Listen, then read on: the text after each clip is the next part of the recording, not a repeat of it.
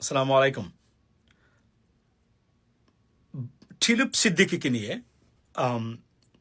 Elon Musk যে tweet করেছেন সেটা ব্রিটেনে আলোড়ন সৃষ্টি করেছে এবং শেখ হাসিনার পরিবার বা তার ডাইনেস্টি যে কতটা দুর্নীতিগ্রস্ত ইলন মাস্ক সারা বিশ্বের কাছে জানিয়ে দিয়েছেন। ওয়াই? বিকজ আপনারা জানেন যে ইলন মাস্ক হচ্ছেন the most followed celebrity or billionaire in the world. And he will be in the American government at the same time. So তার এই টুইটটা বা এক্স পোস্ট কতটা খারাপ অবস্থানে ফেলে দিয়েছে টিলুপ সিদ্দিকীকে এবং ব্রিটিশ গভর্নমেন্টকে, প্রাইম মিনিস্টারকে, এটা আনবিলিভেবল।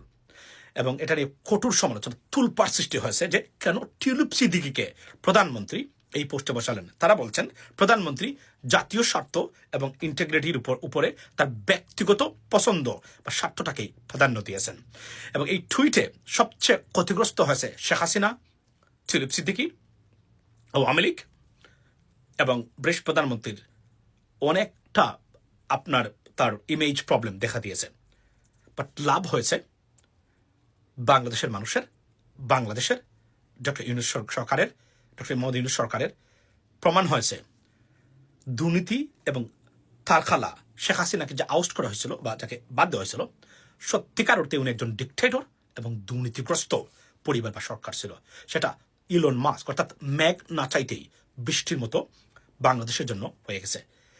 এটাই হলো ইলন মাস্কের এই পোস্ট। এবং ব্রিটেনে চলছে ভয়াবহ আপনার আলোচনা এই টিলুপ সিদ্দিকী এবং ব্রিটিশ প্রধানমন্ত্রী কেয়ার স্টারমারকে নিয়ে। এটাই ছিল আজকের ভিডিও। ভালো থাকবেন সবাই। আসসালামু আলাইকুম।